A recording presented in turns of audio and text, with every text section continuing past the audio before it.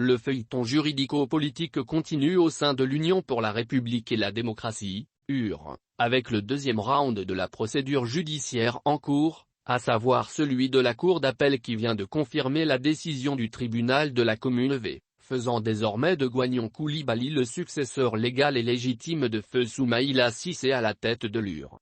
Cette deuxième étape qui était selon les juristes proches de Guignon, la plus cruciale semble baliser le terrain pour le désormais président de l'UR en l'occurrence Guignon Coulibaly, ancien député de Katy, ancien directeur de campagne de feu Soumaïla Cissé et membre fondateur de l'UR pour son installation au trône.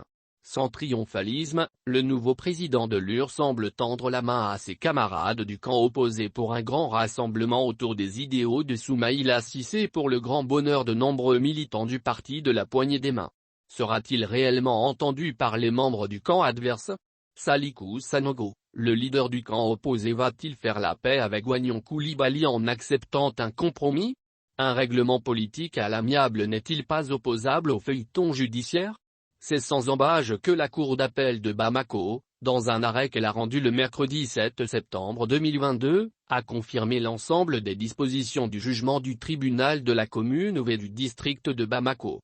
En effet, le 4 avril 2022, le tribunal de grande instance de la commune V avait validé le congrès extraordinaire tenu le 16 janvier 2022 au Palais de la Culture Amadou en Patéba.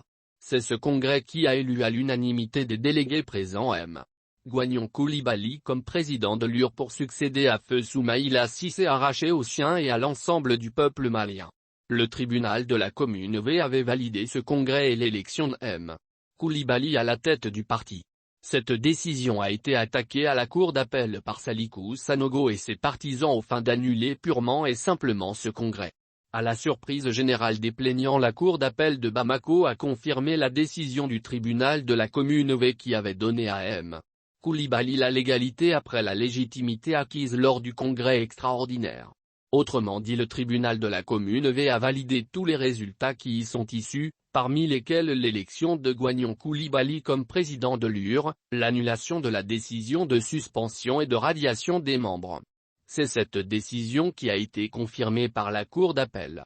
Après cet arrêt de la Cour d'appel, comme une réponse du berger à la bergère, le camp Salikou Sanogo a publié un communiqué dans lequel il entend exercer un pourvoi en cassation contre le dit arrêt de la Cour d'appel dès sa notification. Autrement dit, ils demanderont à la Cour suprême de casser cet arrêt.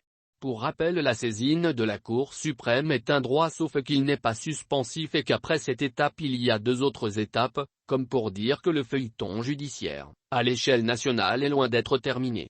La saisine de la Cour suprême a certes une valeur juridique importante, mais son incidence est minime sur le cours des événements, car M.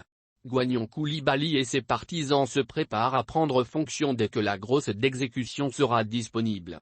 En effet, sans triomphalisme, Guignon Coulibaly serait dans des bonnes prédispositions à tendre la main à Salikou, le premier vice-président de l'UR et tête de proue des contestataires, afin de bâtir ensemble l'UR, l'héritage de Soumaïla Cissé qui est leur dénominateur commun.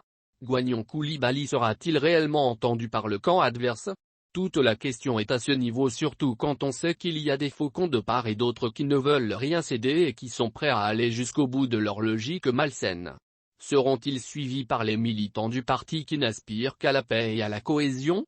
La réponse est non, ils ne seront pas suivis par leurs partisans qui en ont assez de cette situation qui n'honore ni les militants encore moins les sympathisants qui croient en l'UR. Donc le nouveau président de l'UR peut bien réussir sa toute première mission, celle de rassembler tous les militants de l'UR. Ce challenge est largement à sa portée, surtout qu'il jouit d'une très grande légitimité au sortir du congrès extraordinaire, que d'aucuns qualifient d'historique.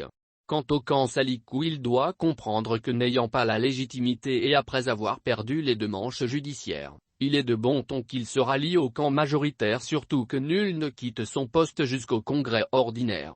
Que les partisans de deux bords comprennent que sans union, sans rassemblement aucune victoire ne serait possible. C'est pourquoi il est temps de sortir du feuilleton judiciaire pour trouver une solution politique. Un règlement politique à l'amiable n'est-il pas opposable au feuilleton judiciaire?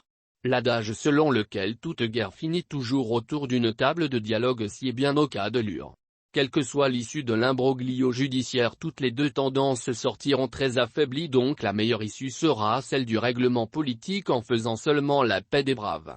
Donc le président Guignon Coulibaly a un rôle important à jouer à cette phase.